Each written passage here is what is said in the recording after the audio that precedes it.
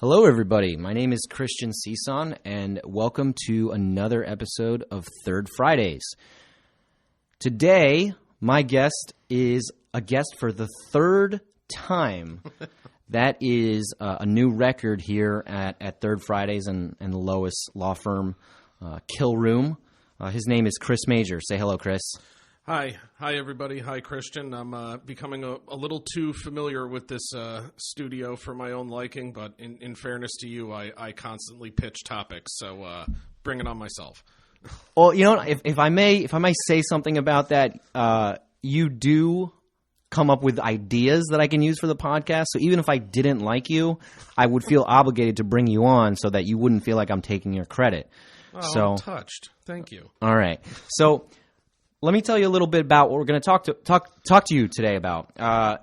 The former podcast that I did with Chris, or the prior podcast I did, was about a case that involved contracts of adhesion, joint employer doctrine, and public policy.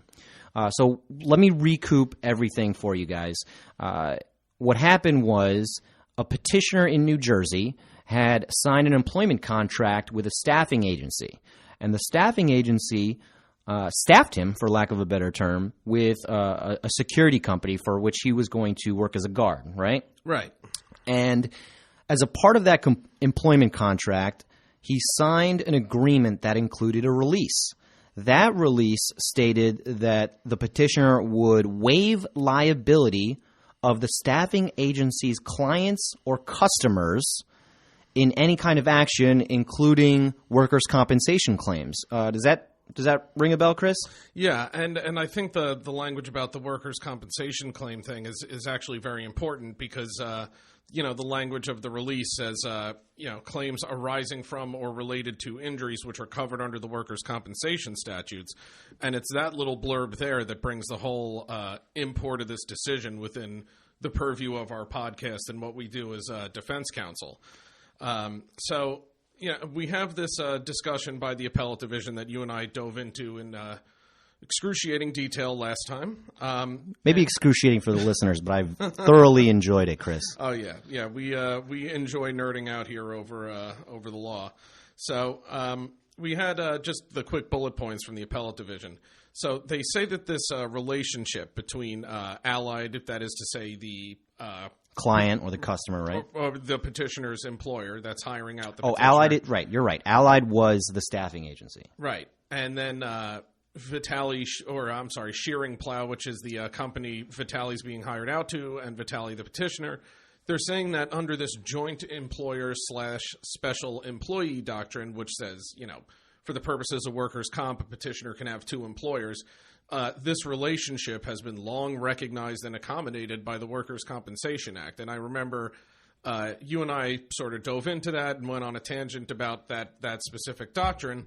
And we were collectively scratching our heads going, we're not quite sure how this is applicable here. I think what they're trying to say is that, because the Shearing Plow, the company that's hiring the petitioner, because they could also be considered an employer, then this is an impermissible waiver of compensation. I think that's the conclusion we arrived at. Yeah, I think you're right there, Chris.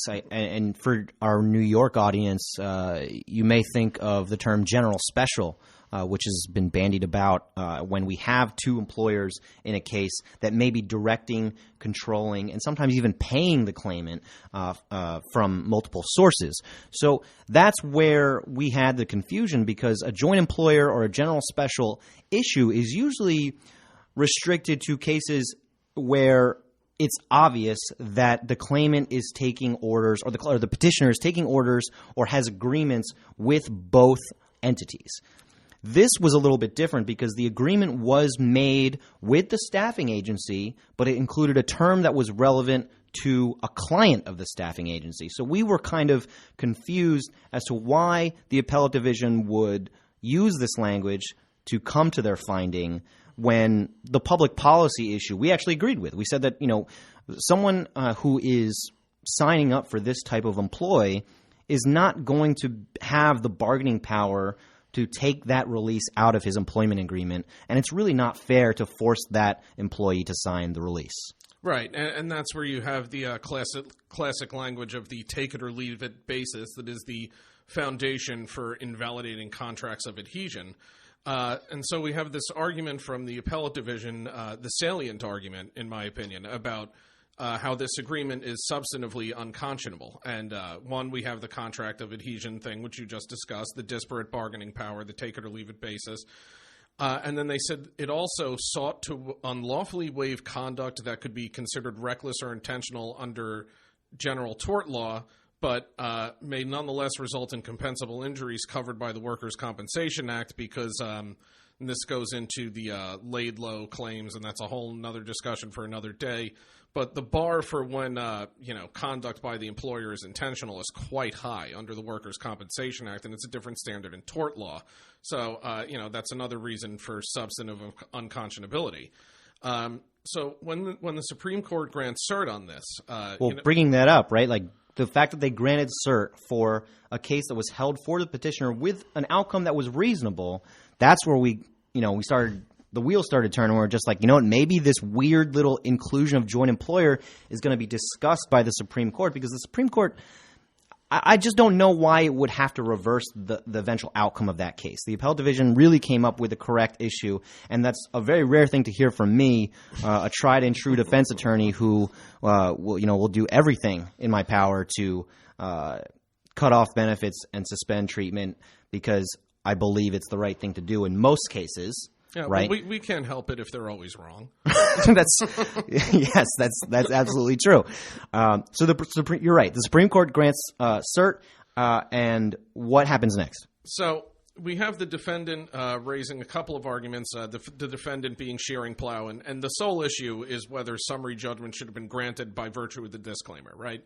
So we have this defendant saying, New Jersey courts routinely enforce contracts limiting the employee's rights as long as they're clear and unambiguous. There's no public policy effect here because the plaintiff had ample notice that employment as a security guard for Allied's customers entails a risk of injury. And I find that argument to be a little flimsy in saying, hey, you're a security guard, expect to get hurt. I mean, that's kind of like what it translates to me. And then finally, there's actually that old. It's the reason why workers' compensation became a system in the first place, right? Like when the American steelworkers in the early days were building railroads, dying on the job was an assumption of the risk, and that's why workers' compensation is a system we use today, right? Right. And, along that same line about the whole, beneficent and remedial purposes of this social legislation. The defendant argues that the disclaimer is in line with the objectives of the Workers' Compensation Act because it preserves all of the remedies against the employer prescribed by that statute. And the plaintiff brings up the exact same arguments the appellate division did, that it's a contract of adhesion that's unconscionable and offends public policy, and it's an exculpatory contract contrary to public policy, and that's the thing we're talking about with the intentional or reckless conduct under tort law. So those are the competing arguments we got here. And, this is where I come in with the Section 40/third-party reimbursement aspect. I don't want to understate the import of this decision because it's an important construction of the interplay between two sections in the New Jersey Workers' Compensation Act. Section 40, which we're all well familiar with at this point, the right of an employee to sue a third party for a work-related injury, the liable third-party tortfeasor, and the compensation carrier or employer's lien on the employee's recovery in that third-party action. And the Supreme Court talks about how Section 40 promotes this quote-unquote equitable balancing of competing interests. And, it's how we sort of throw a bone to the employer and to the workers' compensation carrier while making sure the worker gets his payment, gets his day in court, so to speak.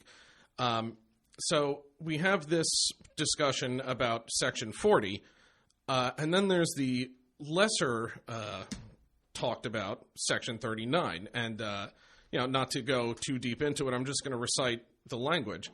They say no agreement, composition, or release of damages made before the happening of any accident, except the agreement defined in Section 34:15-7 I think that agreement under Section 7 is literally an agreement saying we're going to pay workers' comp pursuant to the statute.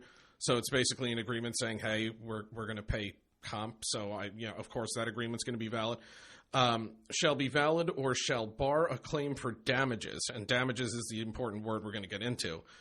For the injury resulting therefrom, and any such agreement is declared to be against public policy. And we have the appellate division and the Supreme Court talking about public policy, but what's kind of nice or interesting, in my opinion, is here we have the legislature expressly invoking the public policy concern behind any such waiver. It's a good point, because usually the argument against decisions on the basis of public policy is that they're not rooted in they're not codified. They're not in statutes. You can't actually tell that it was the intent of the legislature unless you're going into a deep dive into the history and the minutes of those hearings where they bring up these statutes and codes.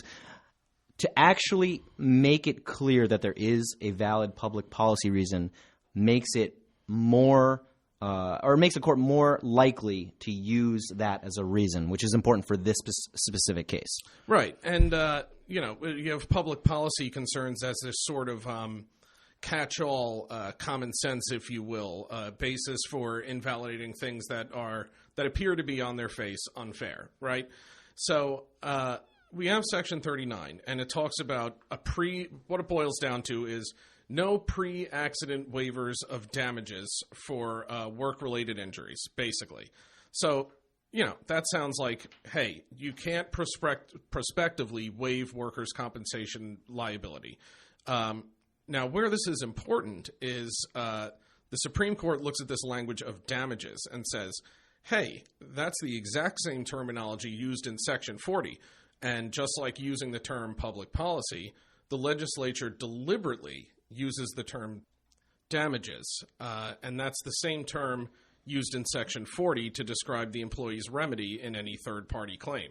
So this is the important bridge between the two statutes because this is how they're interrelated. We have this use of the terminology damages, and the court is saying this expansive terminology chosen by the legislature is intentional. And so Section 39, this pre-accident waiver of comp liability, also applies to pre-accident waivers of rights under Section 40. Don't you love it when statutes just intertwine and tell a story, Chris? Well, and what we found kind of interesting is, you and I were discussing before this podcast that we were guessing the joint employer and special employee doctrine, the invocation of that doctrine by the appellate division, was some sort of attempt to find a basis in workers' compensation law to invalidate this statute. Right, which could have been dangerous, right? Because if the Supreme Court didn't comment on it or didn't grant cert, then you would be worried that little dicta kind of blows up and becomes somewhat persuasive then to somewhat binding for cases that are more geared towards the joint employer issue, right? Right, and I just want to backtrack a second there. I think I said invalidate that statute. I meant to say this waiver. So, yeah, I mean, we have it's a dangerous road to go down, and it's sort of fleshing out this joint employer special employee doctrine that has been laid out in all the other cases that you and I discussed. And we're thinking, you and I were speculating that, maybe this is just the way to make this part of the workers' comp discussion. And what we're getting here from the New Jersey Supreme Court is an actual basis in the statute, right? Not in a doctrine outlined by the courts, but an actual basis in the New Jersey Workers' Compensation Act for this. And that is to say, Section 39, the pre-accident waiver of comp liability, and the use of the term damages applies to Section 40 rights and damages.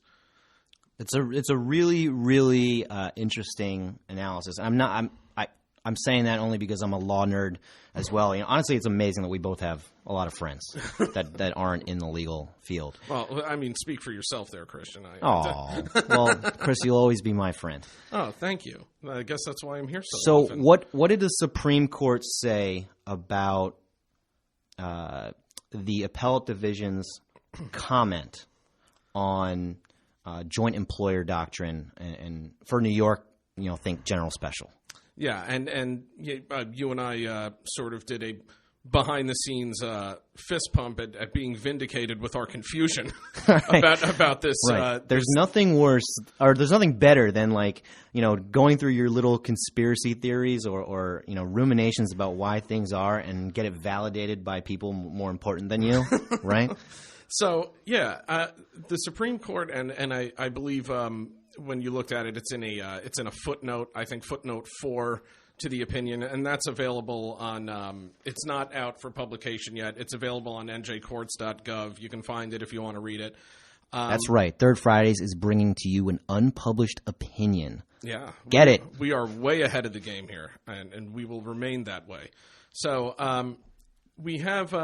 They mentioned in this footnote, we have no idea why they invoked this doctrine. The Supreme Court is saying we don't know why the appellate division did this. Neither the plaintiff nor the defendant brought up this argument, and so I believe they actually use the term irrelevant. They find the discussion of that doctrine to be irrelevant, and instead of having this tenuous connection via the concept that the petitioner had two employees or two employers, that sort of tenuous connection as a basis to invalidate the contract, waiver, whatever you want to call it.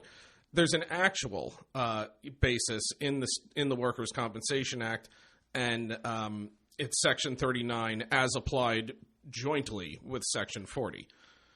So I kind of want to go over the importance of that little comment. I guess it's really not so little based on how we're going to apply it going forward.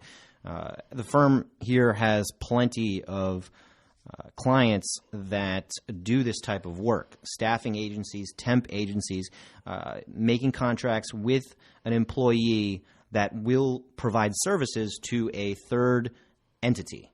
And it's important to note that the use of joint employer for cases that aren't supposed to use it, for lack of a better term, has really been vindicated by the New Jersey Supreme Court. We want to make sure that certain little issues that we can squash in the beginning don't become bigger things. And I'm very happy that the Supreme Court has essentially agreed with us on that topic. Yeah, and we should be perfectly clear here. We're not really diving into the discussion of how this joint employer doctrine applies in the context of staffing agencies. As we said, that's a whole other discussion. That's actually a great point, because just because you may be a staffing agency doesn't mean that you're not subject to the joint employer doctrine, right? Right. It's really a facts and circumstances kind of analysis. Who pays the checks? Who has the right to control? There's all different kinds of elements. Right. You go down the line.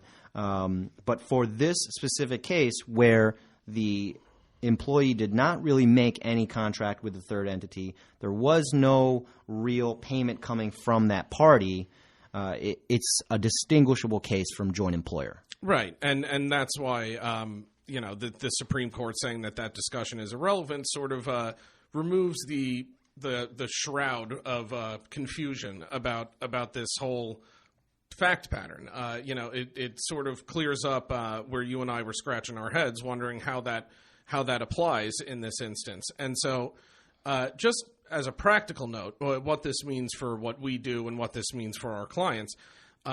Again, I do not want to understate the import of this decision, because here we have yet again a recognition of the carrier's right to reimbursement from third-party cases. And not just a recognition of it, another protection of it. And the Supreme Court phrases it in terms of this equitable balancing of interest between the petitioner, the employee, or the petitioner, the employer, and the employer's insurance carrier. But it's nice to see this protection again and recognition of the carrier's right to a lien and right to reimbursement, along with the employee's right to sue a third party outside of workers' compensation. Well said, Chris, because any decision that really continues to float the existence and importance of Section 40 in New Jersey and Section 29 in New York is more helpful than it really isn't hurtful at all, because it really cements one of the advantages we have in defending a claim, that there is a high floor when certain facts apply. Right. And, any decision that upholds the rights and enforces the rights under Section 29 in New York or Section 40 in New Jersey gets the seal of approval, thumbs up from, myself and Christian. And, if you want to boil this down to just a single sentence, and I would caution against doing that, but let's just say for simplification's sake, in situations where a third party is going to seek to limit their civil tort liability by having an employee from a staffing agency execute a pre-accident waiver, this Vitale decision stands for the proposition that the employee's right to sue that third party is preserved despite the language of this waiver. And that has little to do with the language of the waiver or the public policy unconscionability. Even though Section 39 references public policy, it's again a statutory basis for this protection, and the carrier's lien remains valid, protected, and fully enforceable despite any such attempted waiver. Right, and I keep harping on defend from day one, which I actually think is the first time I mentioned that phrase today, but I wanted to bring it up because I appreciate the staffing agency's enthusiasm in trying to defend a claim from day one. But this is one where, I agree with the court. I think you do too. It's important to make sure that people aren't taken advantage of and that we monitor, administer, and regulate these claims in a way that's fair to both sides. That's really what I'm after with defend from day one. So I think it is relevant here.